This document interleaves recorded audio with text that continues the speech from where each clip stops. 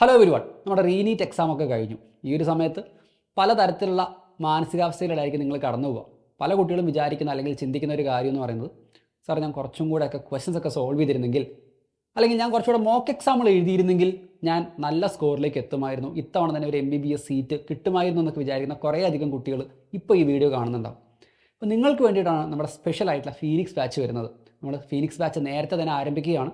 കുറേ അധികം മാറ്റങ്ങളൊക്കെ ഉണ്ട്. പ്രത്യേകിച്ച് ഇത്തവണത്തെ റീനീറ്റിൻ്റെ പശ്ചാത്തലത്തിൽ നമ്മൾ കുറേ കൂടെ മാറിയായിരിക്കും ഇത്തവണത്തെ ഫീനിക്സ് ബാച്ച് റൺ ചെയ്യുക. അപ്പോൾ ആർക്കാണ് ഫീനിക്സ് ബാച്ച്? ഞാൻ നേരത്തെ പറഞ്ഞ പോലെ നിങ്ങൾക്ക് കോൺസെപ്റ്റൊക്കെ അറിയാം, പക്ഷേ നിങ്ങൾക്ക് വേണ്ടത്ര ക്വസ്റ്റ്യൻ പ്രാക്ടീസ് കിട്ടിയിട്ടില്ല. അതുമല്ലെങ്കിൽ വേണ്ടത്ര മോക്ക് എക്സാമുകൾ എഴുതി പ്രാക്ടീസ് ചെയ്തിട്ടില്ല, നിങ്ങളുടെ എക്സാം സ്ട്രാറ്റജി അങ്ങോട്ട് ശരിയായില്ല. ഇങ്ങനെയൊക്കെയാണ് നിങ്ങളുടെ പ്രശ്നമെങ്കിൽ നിങ്ങൾക്ക് ഐഡിയൽ ആയിട്ടുള്ള ബാച്ചാണ് ഫീനിക്സ് ബാച്ച്.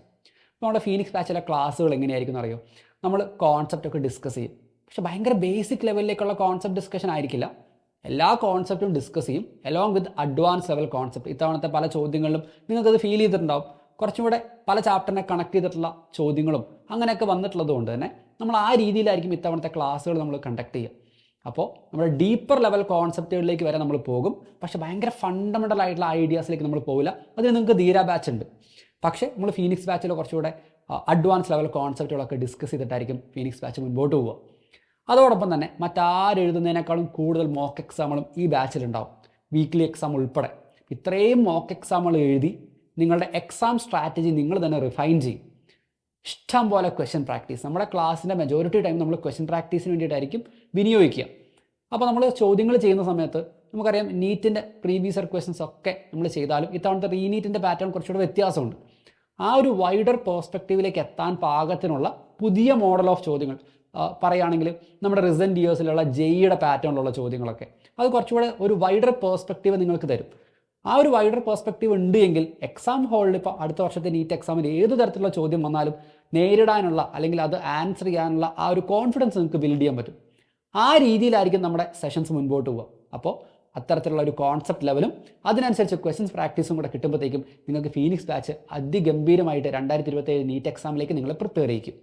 ഇനി ഇതിൻ്റെ കൂടെ തന്നെ നമ്മുടെ സൈലം ലേണിംഗ് ആപ്പിലുള്ള എല്ലാ ഫീച്ചേഴ്സും, AI ഗുരു, ഇൻഫിനിറ്റ് പ്രാക്ടീസ്, ഇങ്ങനെയുള്ള എല്ലാ ഓപ്ഷൻസും ഫീച്ചേഴ്സും നിങ്ങൾക്ക് ഓപ്പൺ ആയിരിക്കും എന്നുള്ള കാര്യം കൂടി നിങ്ങൾ ഓർക്കുക.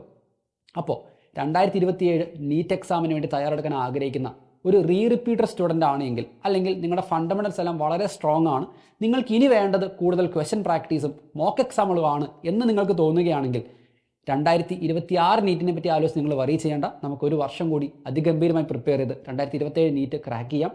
നിങ്ങൾ ആഗ്രഹിക്കുന്ന ആ ഒരു MBBS എന്നുള്ള സ്വപ്നത്തിലേക്ക് നമുക്ക് ഇനി മുന്നേറാനുള്ള സമയമുണ്ട്. അപ്പോൾ ഇനി നിങ്ങൾ ചെയ്യേണ്ട കാര്യം എത്രയും പെട്ടെന്ന് അഡ്മിഷൻ എടുക്കുക എന്നുള്ള കാര്യം മാത്രമാണ്.